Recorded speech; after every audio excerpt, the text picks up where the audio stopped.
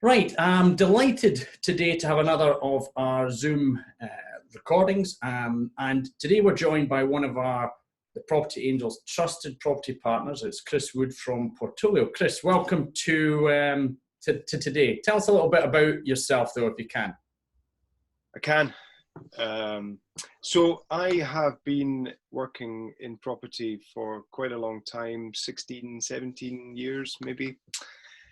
And the majority of that time been working for landlords. The first period of time was as a letting agent, which I sold about 8 years ago. Left property for a little while and made some mistakes in retail and then an entrepreneurial style, and then came back to property, thankfully, just after a short period of time, and did some sourcing for property investors, helping them find good deals, working with a lot of other letting agents. And then about 3 years ago, had the idea for Portfolio, which was to turn the sourcing that I was doing, which was more working for the person that's buying the property, turned it on its head to be working for the landlords that are selling the property. Because a lot of the stuff I was doing as a sourcing agent was buying tenanted properties for these property investors, which was good, but it didn't really suit me, to be honest. It was about sort of chasing fees and a lot of off-market things. So Portfolio was the business that we have just now, and turned that on its head to be working for the landlord. We don't charge any buyers fees, but we sell tenanted properties across the whole of Scotland. So been in property for years, now doing Portfolio, and obviously right now it's challenging. And do you make your fee from the seller? Yeah, it's very traditional, but also different at the same time. We're NAEA qualified estate agents, with all the things that you'd expect an estate agent to do. We do anti-money laundering and we follow all the procedures that have to be followed. And that was part of it, I guess, that the work I was doing was sort of sourcing properties, but again, it's a lot of off-market work, and I would speak to people and they wouldn't know what the off-market was necessarily, and you'd be dealing with just lots of what I call like normal people. They're not all kind of really super experienced property investors, and these people were just looking for a solution. These people looking to buy property, they're just looking for a decent deal, fair price, and then some people obviously looking for 20% below value, and all these different, a real mix of people. So the product that we've got at Portfolio is, yes, we work for the landlord, and we charge the landlord a fee, albeit not till the end.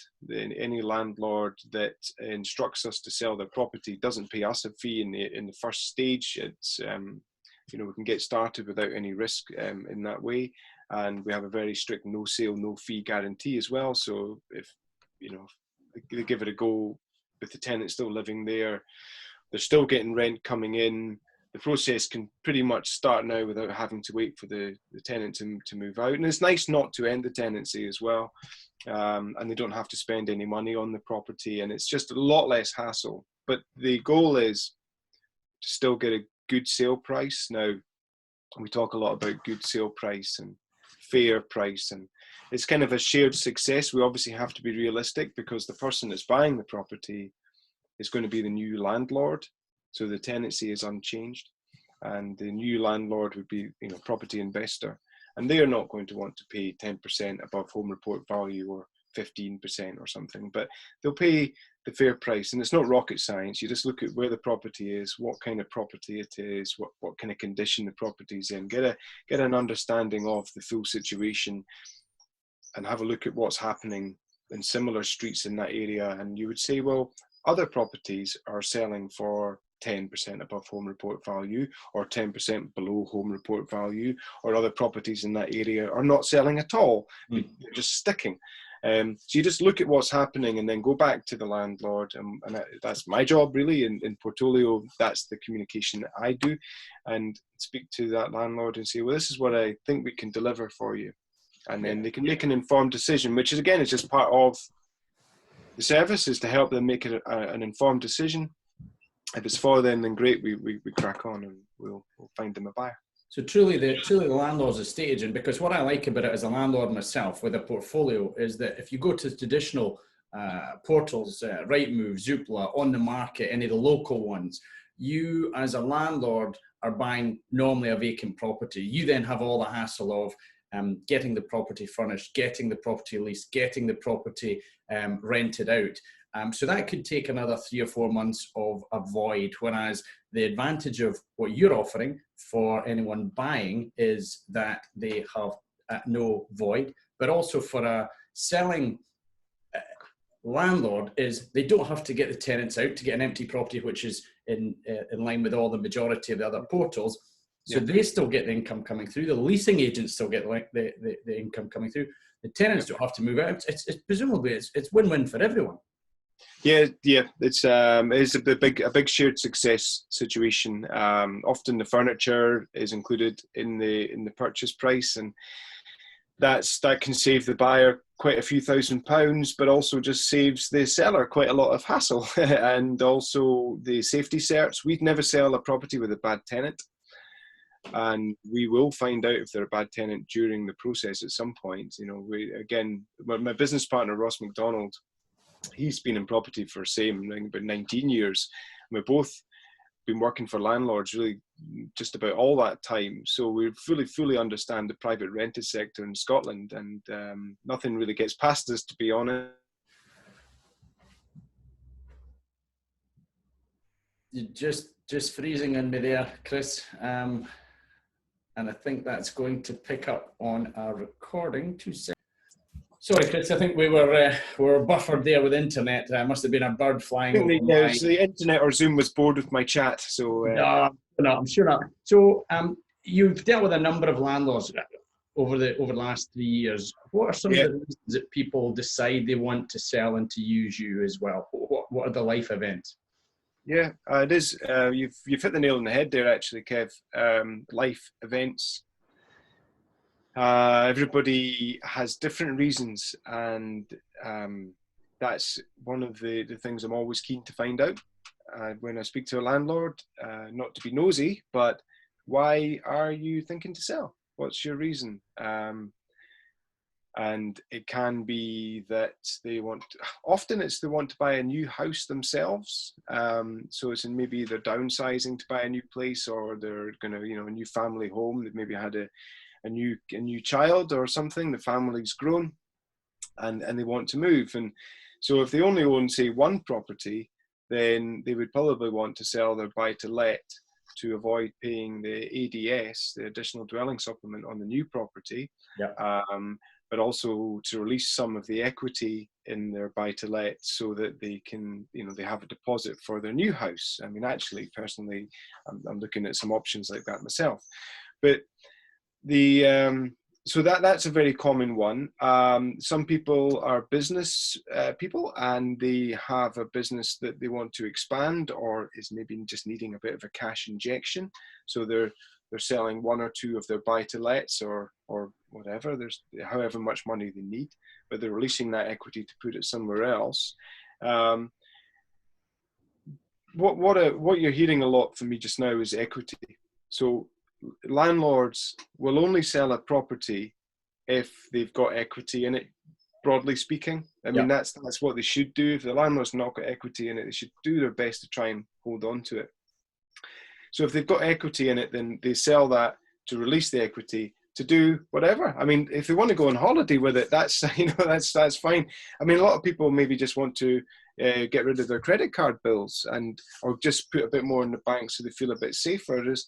But it is real life stuff. I thought maybe, and some people would said to me, is it all to do with Section 24? Are you getting a lot of landlords coming to you because it no longer works for them, because the tax bill is too high? And we get occasional ones of that, but not that many. We get some landlords that are maybe a bit fed up, but that's always been the case ever since ever. Landlords get fed up with certain aspects of what they're doing. Maybe in Scotland, a lot of the legislation that came in, they're a bit fed up with some of that. Maybe the PRT lease it's not one thing, it's lots of little things necessarily. So yeah, it's a real mixture. Usually it's to do with releasing the equity. Sometimes it's other stuff where they're fed up with it and they want it.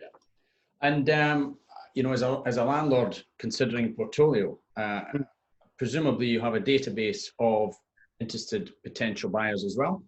Yeah, well, that's what makes us successful, I suppose. But that's why you would choose to use us rather than another estate agent. I mean, there's other reasons. Obviously, we fully understand all about rentals, and we know how to talk to tenants, and we talk the right language, and we deliver the results. But the results are delivered by having people that will buy them. So we can't just receive an instruction from a landlord that's looking to sell. I mean, again, we usually sell in the open market, so we get home reports. So what we could do is just put it on to Rightmove and Zoopla and things like that, and just hope that we find a buyer. But what we're doing was quite different. So we have to build this huge list of potential buyers. So on one hand, we're marketing to landlords to make sure they understand how we can help them. But on the other hand, we're doing what you were mentioning earlier on. Hopefully it wasn't missed when the internet froze. You were just saying that, the buyer of a property gets instant rental income.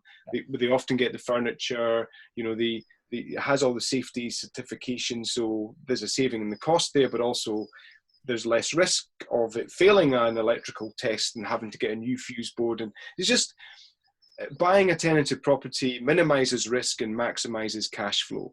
Okay, because you're also not paying way over the odds for it. You're paying a price that is not, you're not going to have to find extra funds to pay over and above the home report value. So any road up. What was I saying? Your database. You've obviously got thousands of people in your database. We're building. The goal is for us to have 70,000 base and to know what kind of properties they're looking for. We're at about 1,200 just now, great. And but that's a really good number, and we're really, really pleased with that. And what we want is when somebody comes to us with a property, let's say West Kilbride in Ayrshire, okay, or Inverurie, just north of Montrose. So somebody comes to us with a property like that they want to sell, and you might think, well, there's not going to be that many people maybe looking to buy because it's not one of the big cities. But because we've grown this list so big, that we do have buyers that only buy in Inverurie, let's say. So we're getting there. We're getting there, definitely. That's good. So you touched on it earlier on, we are living in challenging times. We're doing this recording in the middle of the coronavirus crisis. We're hoping that a lot of our viewers are watching this after the coronavirus crisis and it's just a dim and distant memory. But what have you been doing over the last 4 weeks, and how have you seen your business change over the last 4 weeks? Well, it has changed a lot. I mean, I now work in a shed, so I wasn't expecting that, but I do love my shed. I've got electricity, I've got a kettle, and obviously the internet. So it's, compared to a lot of people, it's really, really quite good. And if I want to take a break, I'll go and paint a fence or something like that. But yeah, not sure that's allowed. Is it essential? I'm not sure.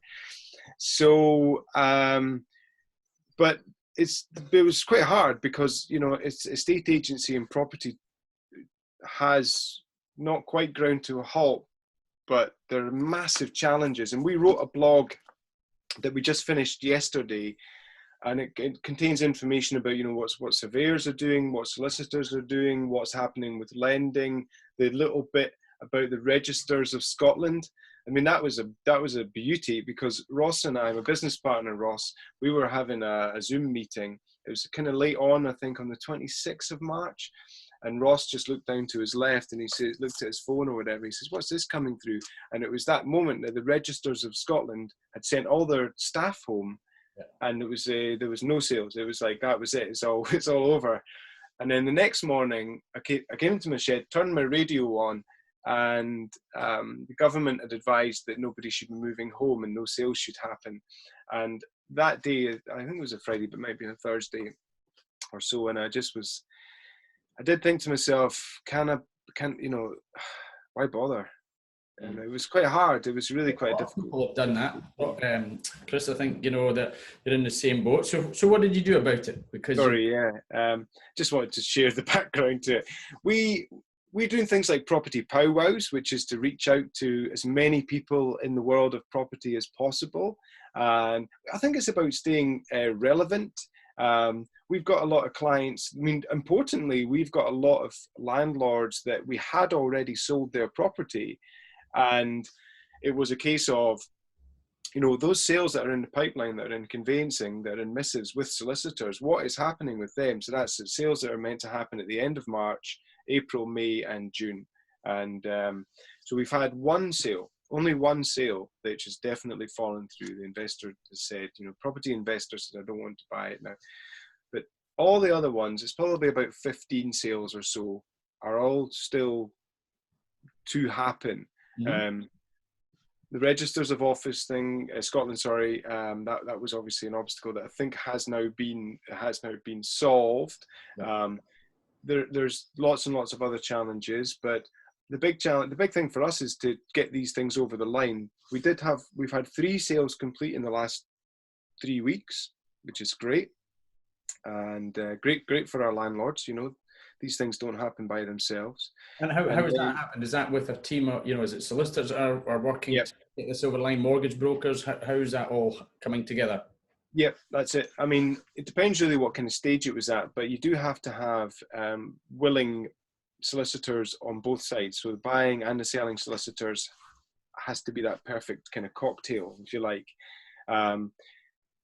I can't remember the detail of all of them, I'll be honest, because Ross deals with that more, but I know that at least one of them was a cash purchase. So that was, you know, not really a problem at all. And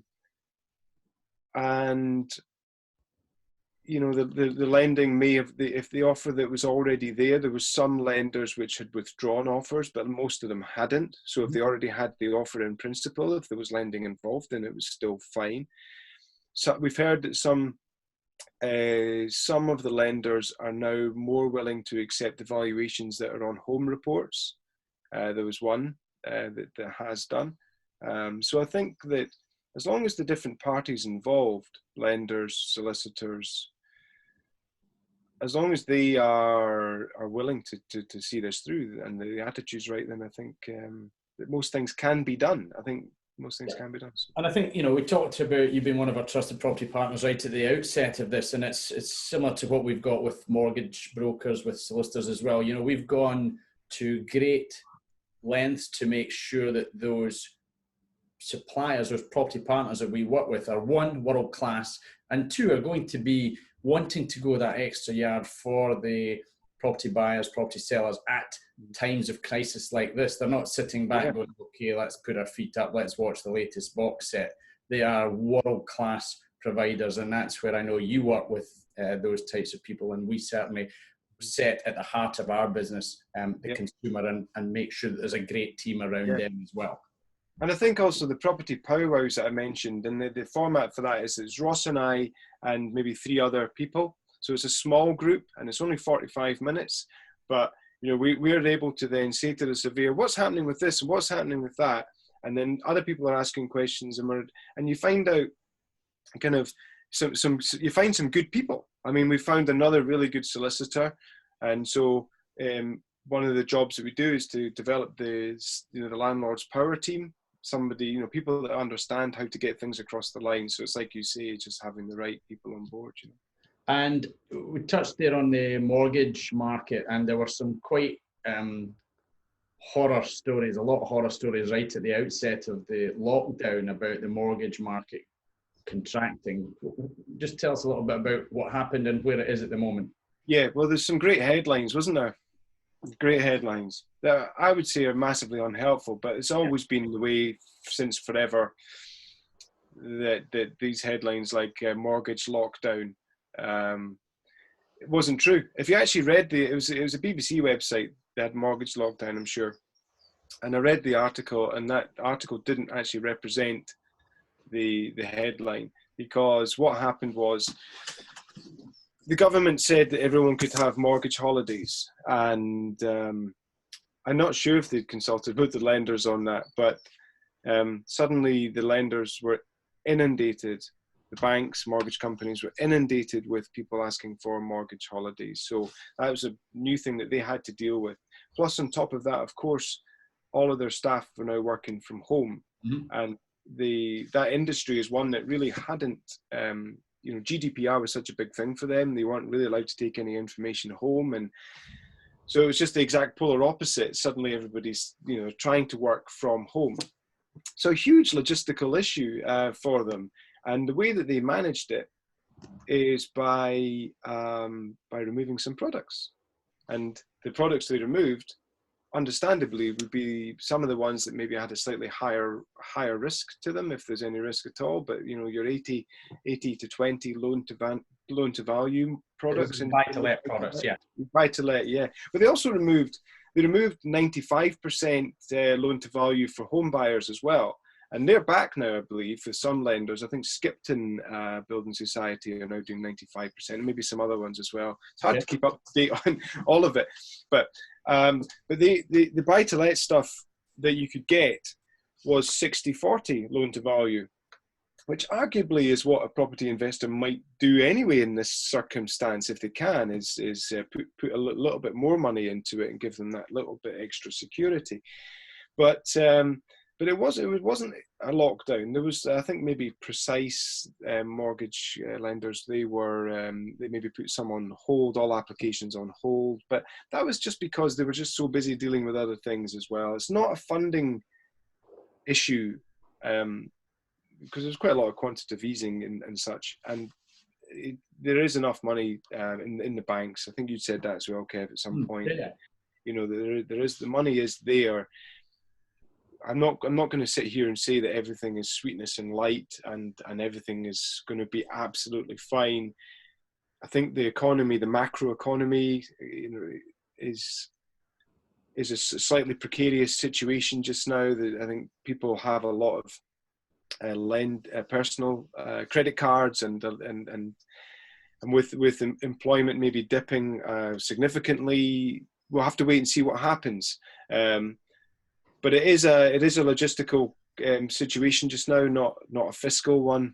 So I don't like to mention 2008, but it's not like 2008. If there is a recession, there is going to be a recession, no doubt, but it's not going to last that long, and it's going to be a quick bounce back. Property values.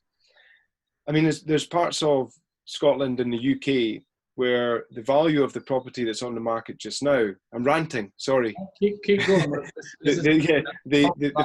The property values haven't reached 2008 numbers even yet. So let's say a property was valued at 100,000 in 2007, 2008. It's actually still valued at 85,000 or 90,000 or something just now.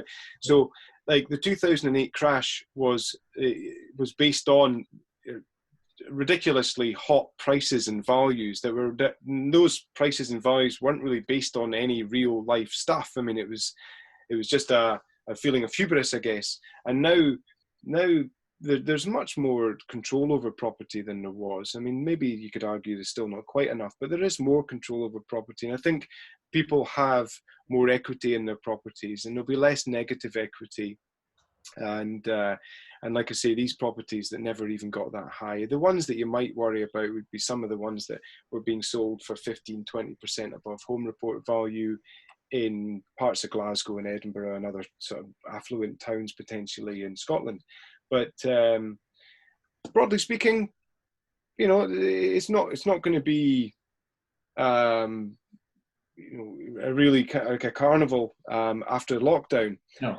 But there'll be significant activity. We are expecting a lot of activity. We're sure we're going to get a lot of instructions, and we know there's going to be a lot of people wanting to buy stuff after lockdown. Yeah, I mean, there's a pent-up demand, I think, in the traditional housing market. Demand. I think that there's going to be that type of situation in the landlord market as well. I think there's going to be a couple of things I want to just run past you. Two. One is, are you getting a sense that a number of the rented properties have got tenants who are giving notice?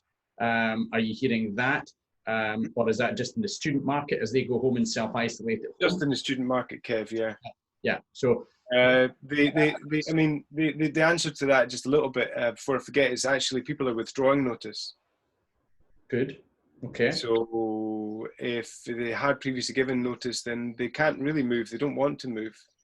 There's obviously the moving home type of person, Yeah. but that's mainly just students and such. Who are going to be back at you know, once we come out of lockdown, they're going to be back at university, whether that, well, they've said it's not going to be before September, but they're going to be back and we're looking at this as a long-term investment for anyone who's looking to buy Yeah. anyway. Yeah, absolutely. I mean, it's anyone who's buying should be looking as a long-term investment. I'll give you, I mean, at the moment, you probably know this, but you can't serve notice on a tenant. So between now and September, you can't serve notice on a tenant. The Scottish Government have put that down. I think it's actually going to be reviewed in a couple of months or something like that, but it probably will continue. And so that has posed a few sort of interesting conversations, I think, between landlords and tenants, or sort of tenants and their letting agent, where and also tenants had heard, of course, that landlords and anybody could get mortgage holidays. So I think some tenants read that as, well, I'm going to have a rent holiday as well. But you know, we were speaking to a letting agent yesterday, and of their portfolio, 93% of their managed portfolio is unaffected. So no rent reductions, no non-payment of rent. Other ones I'm speaking to are a bit lower than that, maybe in the 80s and things, but most of them are, there's very few tenants that are just not paying rent. And there's actually a lot of landlords that are being proactive and saying to the letting agent, or directly to their tenant if they self-manage, saying, you know, I'll reduce your rent for you. Because their mortgage payments, if they have a mortgage, isn't that high, and they'll be, you know, for a lot of landlords, not for all of them, but for a lot of landlords, there might be some room to reduce the rent if they feel that it's warranted.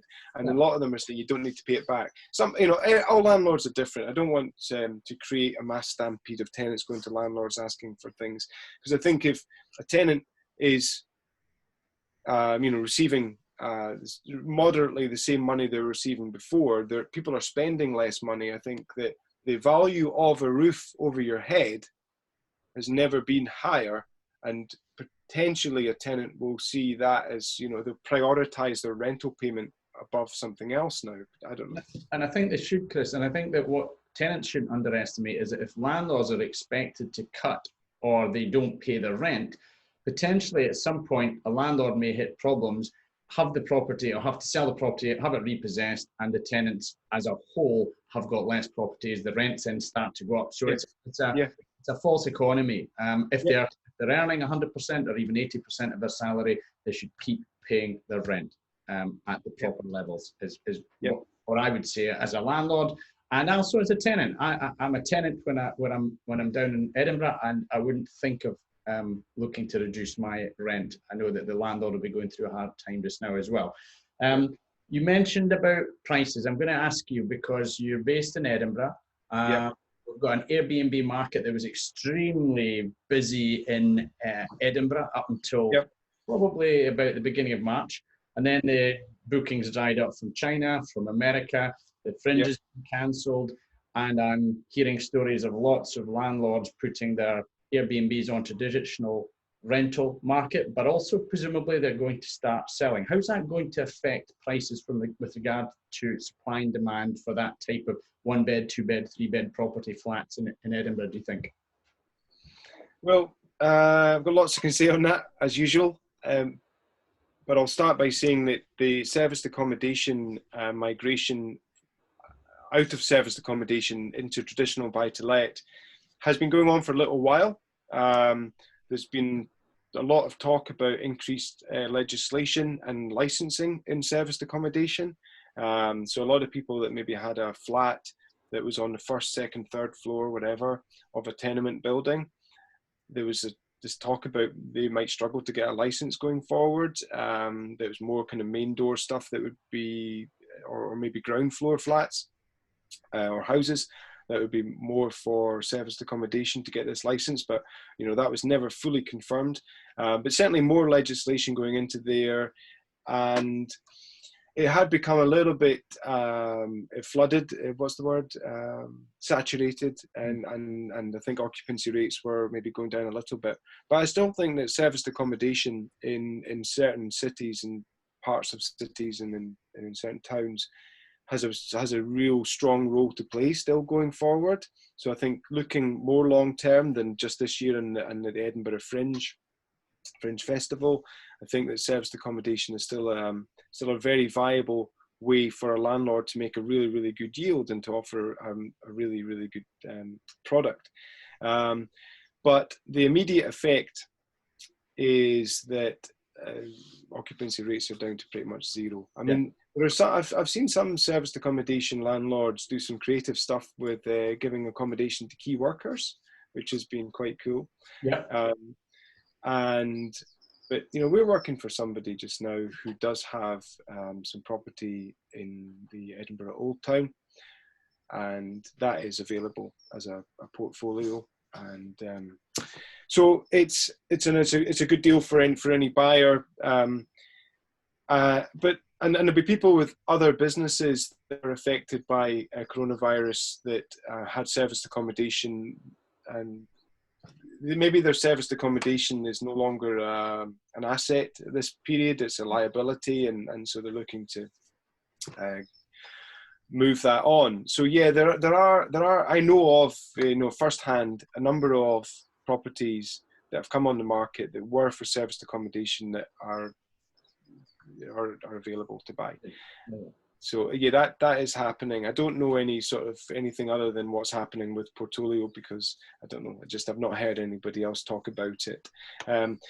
What I think will happen as well is that after the lockdown, or after a period of time, the traditional buy-to-let, long-term let market, there'll be a ton of properties on the market available. And I think that the figures, it's almost, I think, twice as many this March as there was last March or something available. For rent or for sale? For rental, yeah, not for sale, yeah. So I think there might be a dip in rents. So if you've got a property going if you're looking to let a property and find a tenant later on this year, you might find it's going to sit empty for maybe a little bit longer than usual, and you probably end up just getting a slightly lower rent whilst all this kind of thing moves on. And that's because there's just been less people moving into stuff. There's just a backlog of properties becoming available because nobody can really view. I think a lot of letting agents are doing virtual viewings, and I know that there are new tenancies still starting, and that letting agents are dealing with these things with key boxes, or just in good ways of making sure they're not interacting with people. And the new lease, the PRT lease, was already electronic as well, so that was a little bit of a blessing a couple of years ago when that came in. So it's still moving, but I think that serviced accommodation has taken a massive hit. There are some stuff being sold, and a lot of people are moving over to traditional buy-to-lets. Yeah. But again, it's a longer-term investment. I think that's what people, professional landlords will see that as a longer-term investment as part of their strategy as well. So we may well come back and revisit this 3-4 months down the line, and we'll see where you're at and what's happened and what you're getting from it, and also what the traditional leasing market is as well. Good. How do landlords and also these potential buyers get in touch with you then, Chris? Well, we're at www.portfolio.co.uk. It's basically portfolio without the F. Yeah. Bit of a Google nightmare. But also on Facebook as the Portfolio Property Market, and I'm on LinkedIn, and Portfolio's on LinkedIn as well. And my email is chris@portfolio.co.uk. So we're very active on social media because we feel it's a lot to do with community. I mentioned the blog that we wrote yesterday, which is, should you buy, can you buy during COVID-19? We also wrote one about should you sell during COVID-19? And writing these things is a lot of the information there is based on the conversations that we're having and the stuff that you can read about. But I think there's some good insights on there. So. Well, that's fantastic. You know, and I think what remains for me to say is I think that you have proved why you're a trusted world-class property partner of the Property Angel just in the last half an hour or so that we've been talking. I wish you all the best as we come out of You can. the lockdown, and I look forward to seeing how the property industry in general looks as well. And this is really where we are able to guide and support and provide free property expertise to anyone who is thinking about getting into property, if it's buying, selling, landlord, etc. We'll always make our money. People will be asking from referral fees from our trusted property partners, and we get paid on completion as well, not on lead generation. So we remain baked into that whole journey from your first thought of moving to your first night in your new home and way beyond. That's where we care about the consumer, but also then pass them to these trusted property partners as well. So look out for our next Zoom webinar recording, and as always, as we are in these times, is my message is stay safe and see you next time. Thanks, Chris. Just